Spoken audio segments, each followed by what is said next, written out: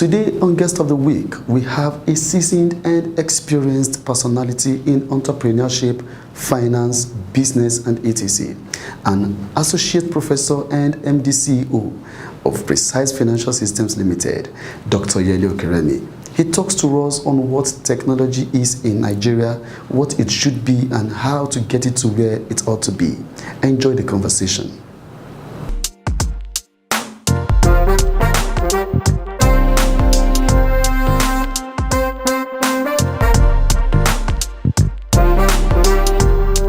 Good to have you on the show today.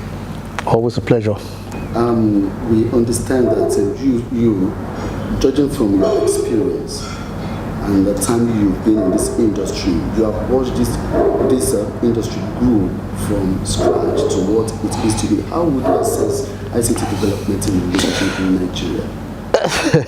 I wouldn't say I've watched it grow from scratch, because when I came into the industry, I mean, I'm only about 30-something years old in this industry, you know. We met seniors in the industry as well, and some of them are still alive.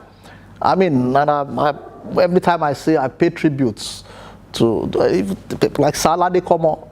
I started business because of Sir Alade Como, because I liked his charisma, I liked his honesty. I saw a honest person and somebody cerebral and yet very simple, and he was doing well. And I thought I wanted to be like that. And of course, there were people like the Chief Odegbamis who were already in business. The Donetier Bets were already in business before us. And, you know, even the Shane Williamses of Tara were already in software business before us. Simeon Agu had started a business, CSA, at that time, when we came in. All right, but incidentally, we came in at interesting times, or during interesting times, if I may say. Why do I say so? We came in at a time when the PC became much more ubiquitous, and with the advent of the PC, computing got closer to people. Then remember that the banking industry played a very big role in catalyst. When you look at a catalyst role that the banking industry played for development of software in Nigeria. And of course, so if you take a look at it, the banking industry set the stage for fintech. And I am glad to say companies like mine and John Obaro System Specs, who have taken lead in creating foundation for the fine incumbent players that we see today, the InterSwitches, the Paystacks, and the Pagas of this world, who have taken a very good taking, you know, the industry to the next levels. It's quite interesting to see the evolution of what's going on, particularly in at least proving something that Africans, Nigerians, I like to be specific to Nigerians, that Nigerians can actually create smart intellectual property that can be consumed and that actually work and are reliable, world class.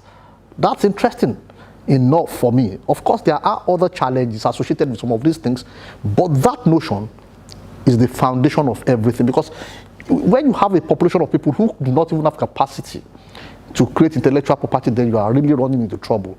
But more than anything, we are convinced that Nigerians have capacity to create intellectual property that is world class and can compete. Excellent beginning, and I hope we can sustain it. Okay, what about the policies, the regulation, and everything? Are we on the right path? Now, those are where we have to do a whole lot of work.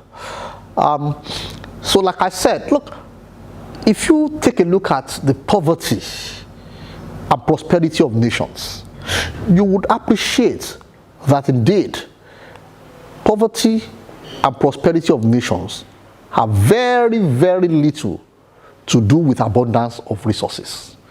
Of course, for those who are scholars, there's a theory called resource-based theory that tends to say organizations, and of course, as a follow-up, nations that have more resources are more likely to do better than those that do not have. But we can actually see that if you take a look at what goes on, even with the commodity prices all over the world, so you have countries that have cocoa like Nigeria, even crude. Where is the price of crude determined? Price of crude, price of cocoa, price of coffee, price of maize, you know, they are determined in London. You don't control those.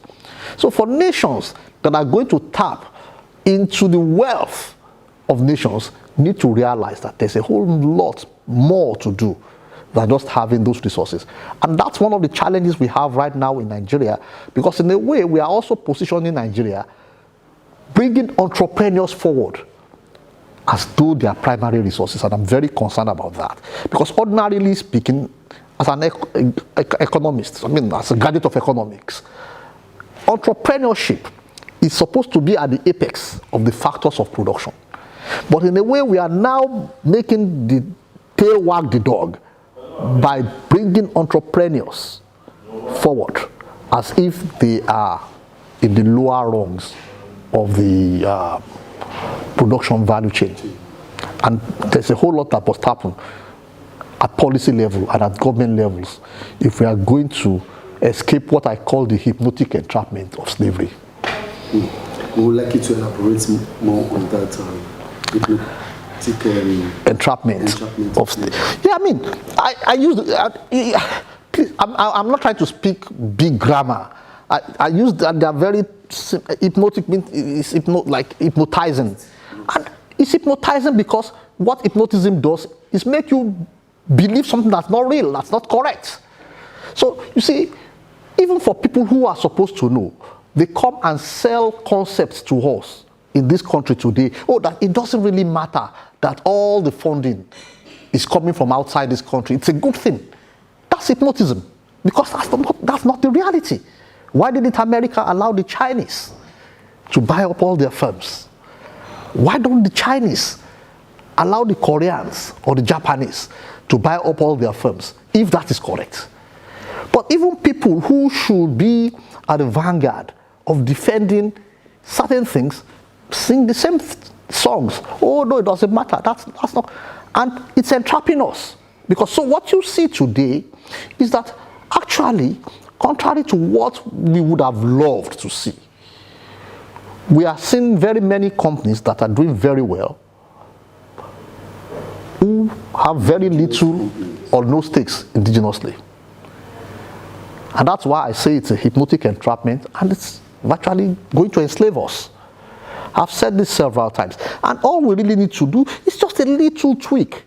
So because what's going on is, these are our people. All the guys we're talking about, they're all our people. They're Nigerians. They are, human beings. Like, they went to the same schools that, most Nigerians went. They toiled on the soil of this country. So, had Nigeria done certain things, perhaps those businesses will still be those businesses, still provided. The services are provided to who? To Nigerians.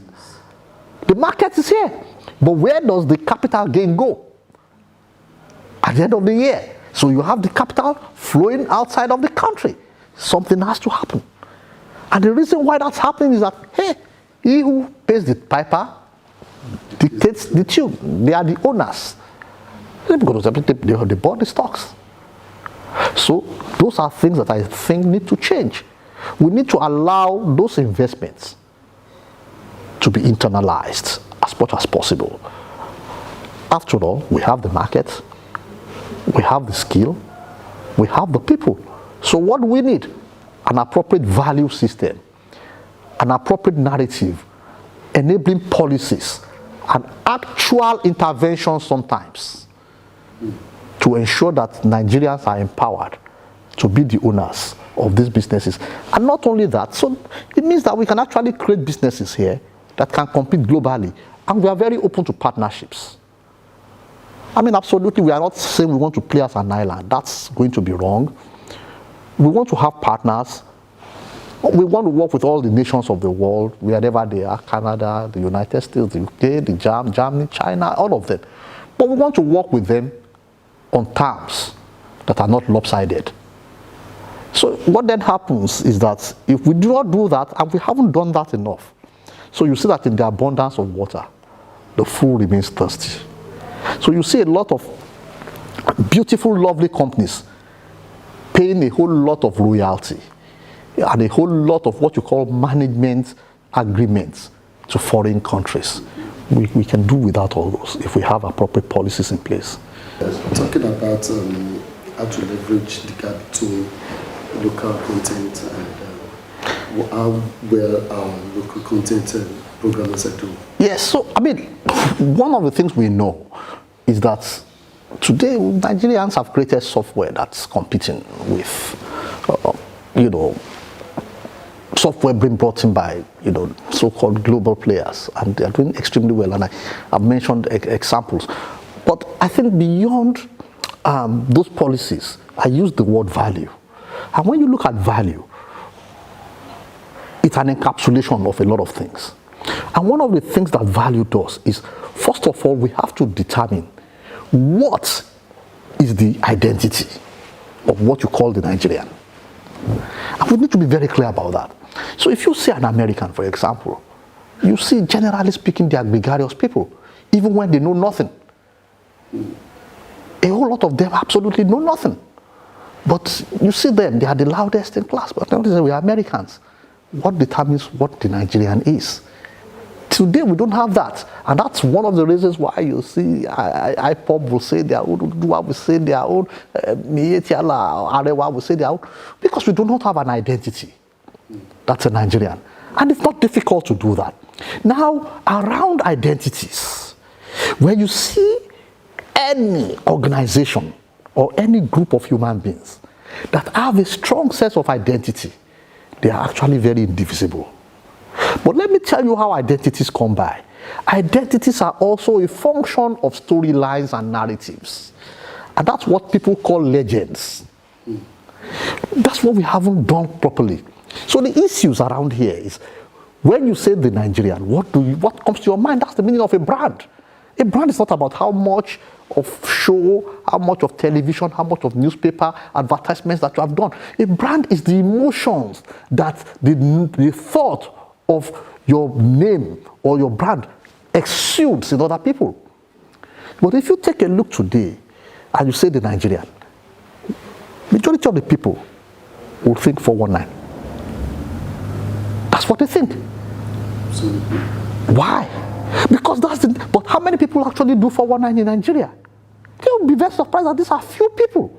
But the fact is that narrative will remain what is incumbent until we tell our narratives. And that's the adage that we say, an African proverb that's clear, that says that all the stories about hunting will glorify and gratify the hunters until lions tell their own stories. Hunters will come and tell you, it was a tough one. I did this. Do you know how many the lions ate? So the issues are, we as a people, we are not telling our success stories. And trust me, we have so many success stories. Those success stories need to be, and you have a lot of work to do about that, the press, the media. They need to be curated. They need to be amplified. I mean, for God's sake, why should CNN be the one to tell me about Africa change makers? Who is CNN to tell me about Africa change makers? But you have to understand something, the power of the media.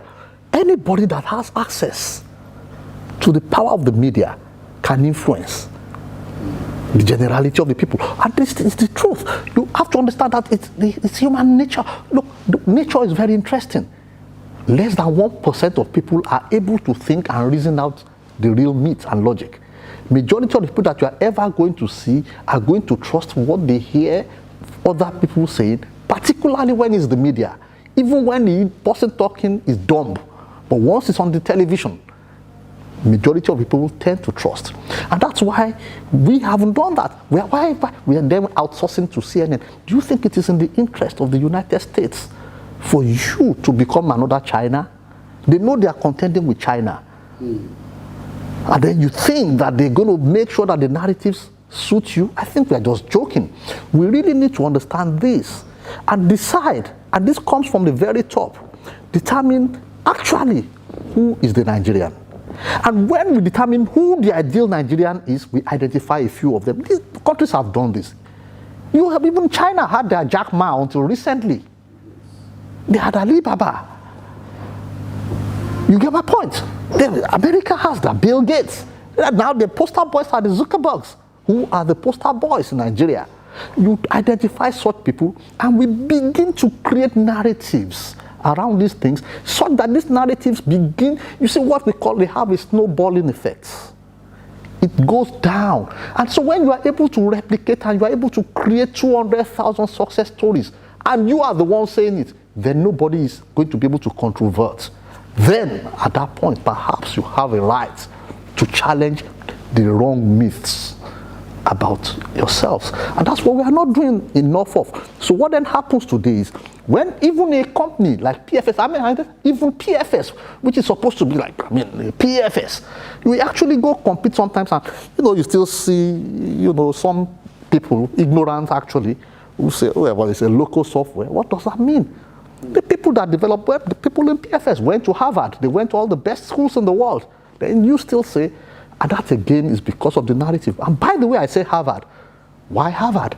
I went to IFE. When I went to IFE, by the time I graduated from IFE, anybody that graduated from IFE was equivalent to anybody from Harvard or MIT. What changed? So today, I saw something that said some European nations don't even want to recognize our degrees anymore. What changed? These are power of narratives. Now let me tell you one thing. The Americans have mastered it. Call it whatever you like, call it propaganda, it works. Americans will sell you an empty shell, collect your money and use it to develop it. It works. But what do we do? So what then happens is that rather than people even trusting in our own brothers and sisters, because they haven't heard sufficiently saturating narratives to have cause to believe that their brothers can do it, they would rather allow a foreigner to do it. And that's why we are where we are. And that's a real challenge. And what I would call the tragedy of poverty in Africa and in Nigeria. One key area that we must focus on if we are to move forward is education. Correct.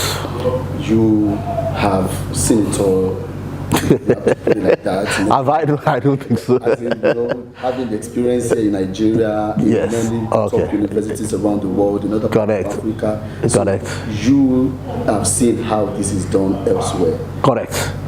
What needs to be done in Nigeria to get our education structure well packaged? So, bottom line about education, two things are important. One is, are we still having the kind of education where we just go to class here and then the test is about regurgitating? That's a real challenge. What we need to do is have education that produces results. And this way to make this happen, and I've done, and these are things that my company is actually doing. We are now signing MOUs with universities. And the MOUs give three things. One, we allow some of their professors to observe our board proceedings, observe our management meetings. Two, it allows some of our own senior staff as adjunct lecturers, so that we actually can teach the students what industry is asking for. See, it's a different ballgame. So they can understand that, okay, why your professors are asking you to understand this is because when you come out, this is what you are likely to do. So when people learn from that standpoint, they tend to internalize it better, and they tend to understand it a lot more, and they are happy to go. And that's why if you go to countries like the United States, then you hear something like Bill Gates is a dropout. So, no, they are not the kind of dropouts we are talking about. What actually happens is that because they have that kind of collaboration, that's what happens in America. So a lot of their professors are on boards of companies. So they know what the companies want, and they come back to college to try to do those things. So that's why hackathons are happening every day in small colleges. You understand? So by the time 2-3 bright students, they are probably in year 2. So 4 more years in the US. They already got the idea. How much knowledge do you really need to be successful in life? At that point, they said, listen, this is good enough. They are running, it becomes an enterprise. And then you say they dropped out. They didn't drop out in that sense. True, they dropped out before completing college, but they have adequate knowledge to pursue something that creates value. That is important. And then most importantly, for education. We need to understand that if this country will ever go anywhere, it's no longer the days of extractive prosperity, where money is coming out of the ground. We need to smell the coffee. The cheese has moved. The richest countries today are countries that have high human capital indexes. And what do we still do here? We still disparage professors, people who have knowledge, because they cannot show cash. We still celebrate. We need to understand that we need to begin to celebrate knowledge. We need to begin to appreciate knowledge, and we need to begin to develop knowledge. And not only knowledge for the sake of knowing it in your head, knowledge that becomes kinetic, that creates new things. Look, if we do this, issues of funding of universities will fall in place by themselves. The reason why people are talking about funding of universities is because you cannot be putting money into a bottomless pit. What results are you getting in the enterprise? But when the market is the one funding the school, you will see what will happen. This is DigiVision Network. All right, that's all we can take on the show for this week. You can contact us on www.youtube.com/DigiVision and our social media platforms displayed on your screens. On behalf of the regular anchor Byra Gabi, thanks for watching. I am Gideon Tobiloba. Join us again next week for another interesting package. Bye for now.